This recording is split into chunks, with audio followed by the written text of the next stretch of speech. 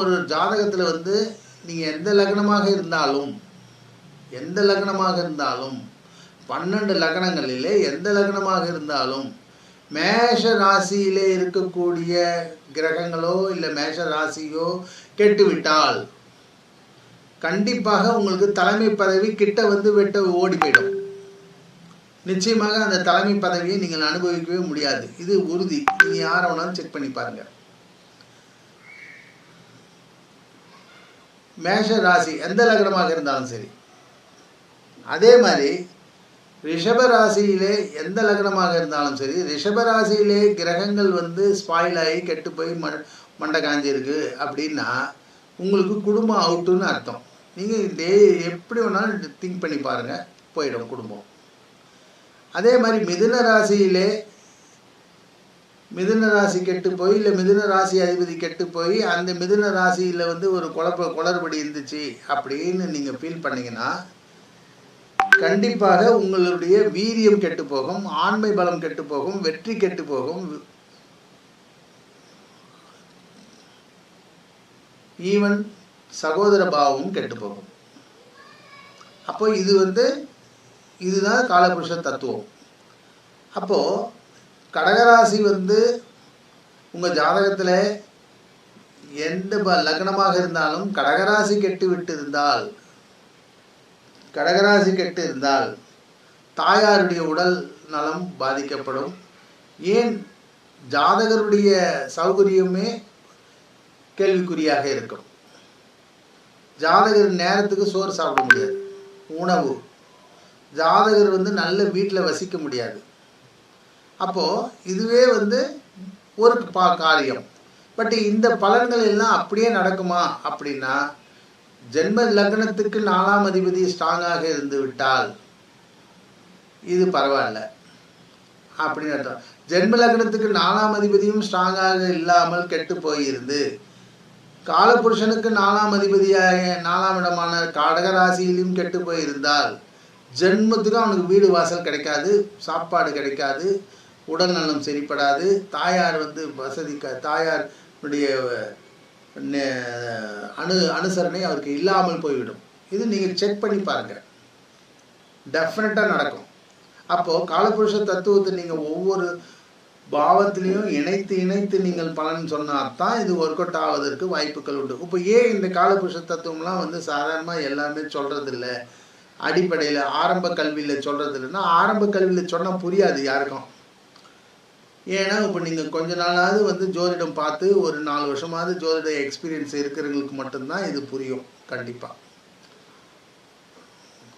இப்போ ஆரம்ப கல்வியில் படிக்கிறவங்களுக்கு நிச்சயமாக புரியறதுக்கு வாய்ப்புகள் ரொம்ப கம்மி அப்படின்னு அர்த்தம். ஆரம்ப கல்வியில் சொல்லியும் கொடுக்க முடியாது, வாய்ப்பும் இல்லை. அடுத்தபடியாக சிம்ம ராசி கெட்டு போயிருந்தால் எந்த லக்னமாக இருந்தாலும் பிள்ளைகளால் தொல்லைகள் கண்டிப்பாக உண்டு. ஈவன் கவர்மெண்ட் ஜாப் கிடைப்பதே கஷ்டம். சொல்லப்போனால் கவர்மெண்ட் ஜாபே, அரசாங்க வேலையே நிச்சயமாக இழுபறியாகத்தான் இருக்கும். இல்லை வந்தாலும் அதில் அடிக்கடிக்க பறிபோகக்கூடிய சூழ்நிலை ஏற்படுவதற்கு வாய்ப்புகள் உண்டு. அதே மாதிரி கன்னிராசி குளறுபடி இருந்துச்சுன்னா என்ன அர்த்தம் அப்படின்னா 6ஆம் இடம் ருண ரோக சத்துருஸ்தானம். அப்போ ருண ரோக சத்துருக்கள் யாராவது ஒன்று இருப்பார்கள். இந்த ருணரோக சத்துருவில் ருணம் ரோகம் சத்துரு இது 3மே இருக்குமா அப்படின்னா அப்போ தான் கிரக காரகங்களையும் நீங்கள் கொஞ்சம் பார்த்துக்கணும், பாவங்களையும் கொஞ்சம் பார்க்கணும். 2ஆம் பாவம் சிறப்பாக இருந்தால் கடன் வராது, 4ஆம் பாவம் சிறப்பாக இருந்தால் நோய் வராது, 3ஆம் பாவம் சிறப்பாக இருந்தால் எதிரி இருக்காது. அவ்வளோதான், முடிஞ்சு போச்சு. Simple matter. அப்போது 6ஆம் பாவத்தின் வளர்ச்சி அடைஞ்சு நோய் நொடி ருண ரோக சத்துருக்களை தரணும்னு நமக்கு ரூல்ஸ் இருக்கும்போது நீங்கள் உடனே 3மே வருமானு பயப்பட வேண்டிய அவசியம் இல்லை. உங்கள் ஜாதகத்திலே 2ஆம் இடம் கெட்டதா, 3ஆம் இடம் கெட்டதா, 4ஆம் இடம் கெட்டதா கம்பேரிட்டிவ்லி அப்படின்னு பார்த்தீங்கன்னா இந்த 2, 3, 6, 2, 3, 4 இது 3மே கெடலை அப்படின்னா நிச்சயமாக உங்களுக்கு நோய் வராது. சேலஞ்ச் பண்ணி சொல்லலாம். நோய் வராது, கடன் வராது, எதிரி வராது. அப்போது இந்த 2, 3, 4ல் எங்கன்னா அடிப்படும் போது தான் 6ஆம் பாவம் வந்து துளிர் விட்டு செழிக்கும் அப்படின்னு அர்த்தம். சரி, 7ஆம் பாவம் துலா ராசி உங்களுக்கு கெட்டு போயிருந்தால் கண்டிப்பாக மனைவி வகையில் பிரச்சனை, பார்ட்னர் வகையில் பிரச்சனைகள் கண்டிப்பாக வாழ்நாள் முழுக்க இருந்து கொண்டே இருக்கும். அப்போ யார் ஒருத்தருக்கு துலா ராசியில் கேது இருந்தாலும், லக்னத்துக்கு 7ஆம் இடத்துல கேது சனி இருந்தாலும் இந்த மனைவி பிரச்சனை வந்து கண்டிப்பாக இருக்கும் அப்படின்னு நீங்கள் முடிவு பண்ணிக்கலாம், சொல்லலாம். மனைவி பிரச்சனை, பார்ட்னர் பிரச்சனை, பிஸ்னஸ் பார்ட்னர் பிரச்சனை என்றாக. அடுத்தபடியாக பார்த்தீங்கன்னா விருச்சிக ராசி. விருச்சிக ராசி பாதிக்கப்பட்டவர்களுக்கு திடீர் கண்டங்கள், எதிர்பாராத பிரச்சனைகள், சடன் பிரச்சனைகள், அவமானங்கள், இன்னும் ஒரு சிலருக்கு சடன் டெத் ஆல்சோ. அப்போது விருச்சிக ராசி பாதிக்கப்பட்டால் இது கண்டிப்பாக மனிதனுக்கு நடக்கும். அவ்வளோதான். விருச்சிக ராசி பாதிக்கப்பட்டால்னா என்ன அர்த்தம்னா, விருச்சிக ராசியில் இருக்கக்கூடிய கிரகங்கள் விருச்சிக ராசி அந்த பார்க்கும்போது அந்த விருச்சிக ராசி பாவம் வந்து அடிபட்டு இருந்துச்சுன்னா இது நடக்கும்னு அர்த்தம். அதுதான் நம்ம ப்ராக்டிக்கலாக எக்ஸாம்பிளாக பார்க்க போகிறோம். அது பார்க்கலாம்.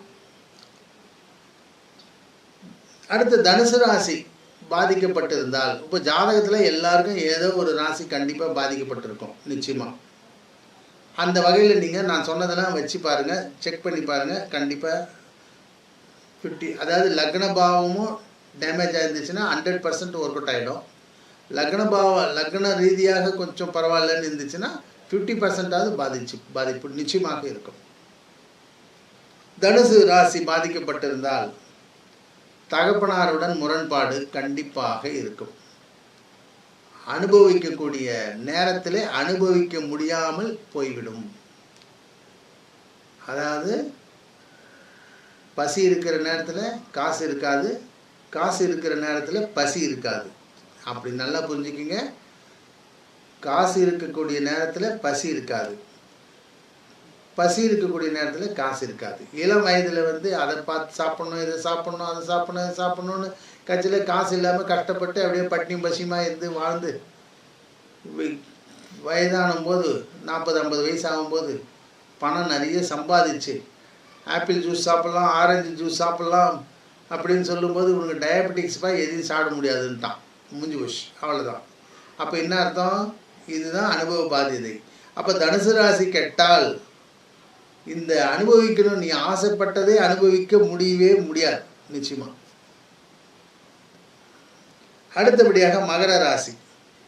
மகர ராசி கெட்டால் நீங்கள் என்ன தொழில் செஞ்சிருந்தாலும் ஜீவன பாவம் வந்து டிஸ்டர்ப் ஆகிடும் கண்டிப்பாக. அதே மாதிரி கும்பராசியில் போகும்போது லாபங்கள், நீங்கள் என்ன வேலை செஞ்சாலும் அதில் லாபம் வருவதற்கு வாய்ப்புகள் இல்லை.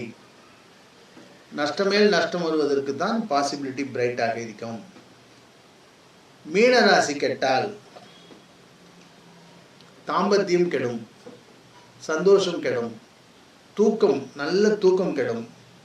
வெளிநாட்டில் போயிட்டு பிரச்சனை வந்து அப்படியே ரொம்ப டிஸ்டர்ப் ஆகி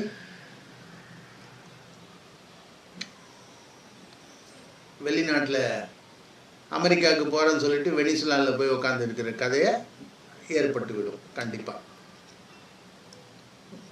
இந்த ஆஸ்திரேலியாவுக்கு போட்டில் போன கதையாக போயிடும். போட்டில் போயிட்டு அங்கே போயிட்டு இம்ப்ரிசன்மெண்ட் ஆகிடக்கூடிய சூழ்நிலை ஏற்படுவதற்கு வாய்ப்புகள் உண்டு. துபாயில் போயிட்டு கழுது மேய்க்கிறதுக்கோ ஒட்டகம் மேய்க்கக்கூடிய நிலைமை ஏற்பட்டுவிடும். துபாயில் வந்து உனக்கு பெரிய வேலை கொடுக்குறேன், அந்த வேலை கொடுக்குறேன், இந்த வேலை கொடுக்குறேன்னு கூப்பிட்டு போய் கட்சியில் ஒட்டகம் மேய்க்க விட்ட கதை 12ஆம் பாவம் கெட்டால் வெளிநாட்டிலே வந்து கேவலப்பட்டு வரக்கூடிய ஒரு சூழ்நிலை ஏற்பட்டுவிடும். இப்படியாக பாவ ரீதியாக நம்ம வந்து ஒன்றா வச்சு பார்க்கும்போது இந்த சிஸ்டம் வந்து அப்படியே ஒர்க் அவுட் ஆவதற்கு வாய்ப்புகள் பிரைட்டாக இருக்கிறது.